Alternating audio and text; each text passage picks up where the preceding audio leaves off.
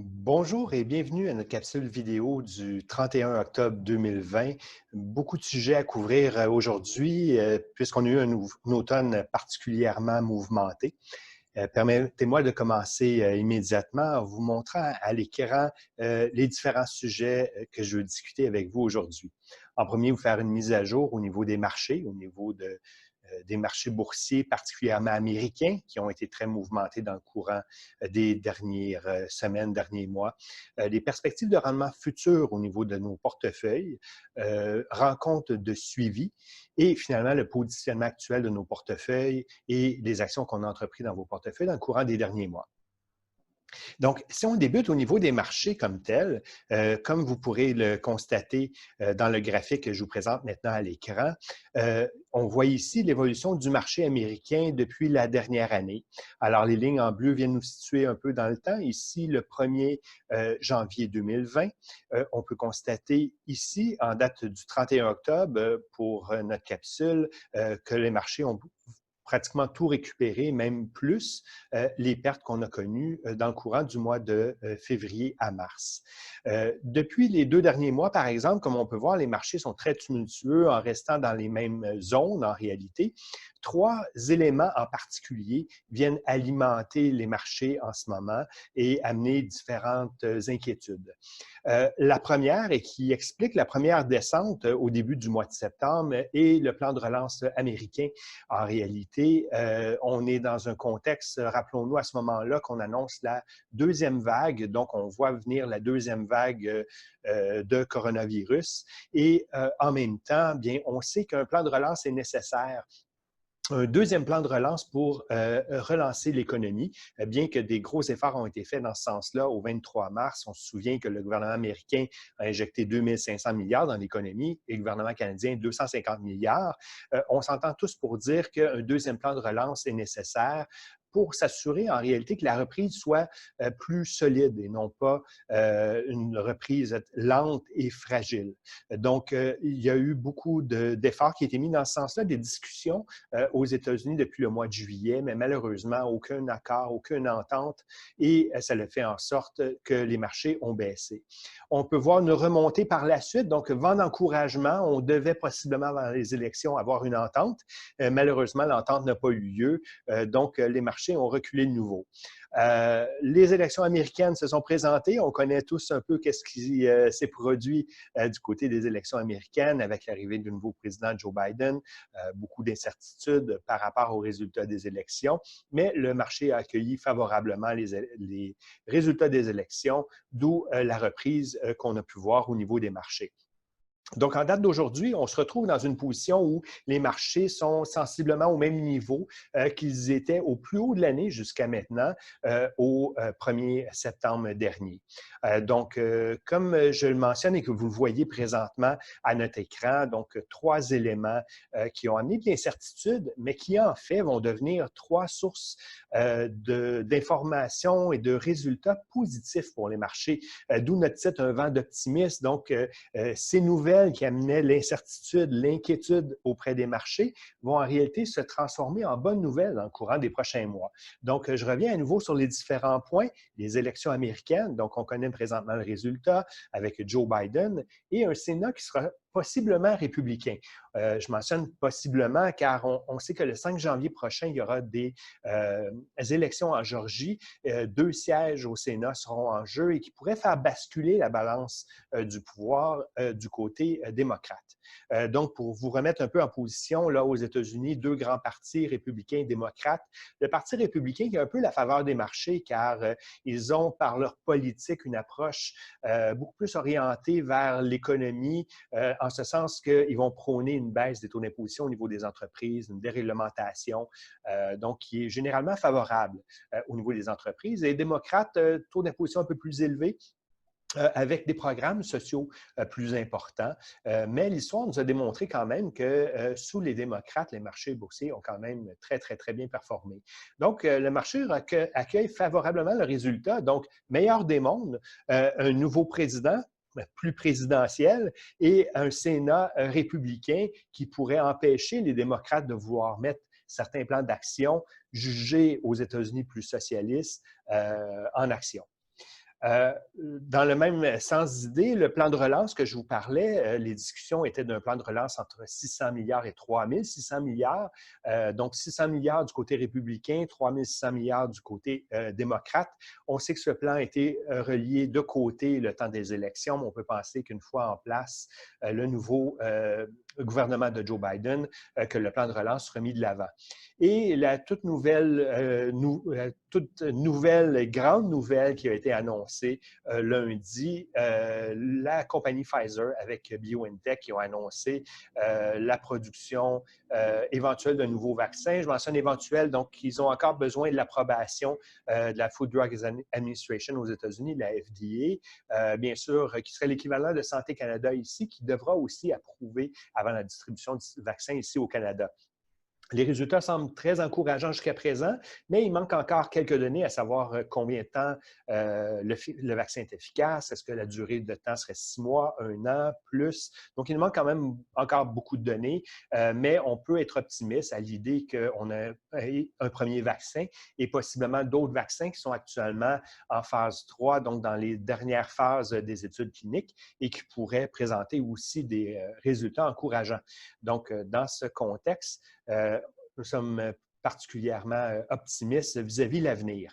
Mais certainement, la donnée qui est le plus pertinente en réalité, la plus intéressante, il ne faut pas oublier les données économiques comme telles. Et on a pu avoir des très, très bons résultats vendredi dernier, c'est-à-dire vendredi le 6 novembre, je ne fais pas erreur au niveau de mes dates, où est-ce qu'on présentait les résultats du taux de chômage aux États-Unis qui est à 6,9 % et au Canada à 8,9 %. Il faut se rappeler que le plein emploi au Canada est à 6 %, aux États-Unis 5 %. Donc, on est relativement proche dans les circonstances du plein emploi.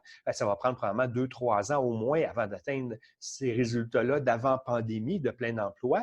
Néanmoins, on retrouve des taux de chômage d'une récession qu'on dit classique, donc pas une récession qui est plus importante que les autres, comme je vous ai parlé dans les capsules vidéo antérieures. Donc, on voit ici, là, dans l'acétate que je vous présente à l'écran, l'évolution du taux de chômage américain depuis les 20 dernières années. Et comme on peut voir dans le contexte de la pandémie, on a eu des données complètement incroyables qu'on n'avait jamais vues auparavant, mais normales dans le contexte où on avait volontairement, on s'était mis en confinement. Mais avec la reprise, on revoit là, des taux de chômage beaucoup plus acceptables. Donc, avec 6,9 %, on met l'information de l'autre côté. Donc, ça veut dire qu'on a une bonne partie de la population, donc 93,1 % de la population qui est à l'emploi. Donc, en gardant à l'esprit que 70 % de la croissance économique au Canada, aux États-Unis, est représentée par le consommateur. Donc, le consommateur a un effet très important, donc d'où l'information très pertinente là, au niveau des données de l'emploi, dont le taux de chômage. Je vous amène sur un tout autre sujet en vous montrant ici les résultats en date du 31 octobre des différents marchés. Donc, comme on peut le constater, les obligations qui ont bien performé, les revenus fixes, donc qui est le côté défensif de nos portefeuilles avec 7 % de rendement depuis le début de l'année. Les actions canadiennes encore en recul à moins 8,69 %. Actions américaines à 1,24 %.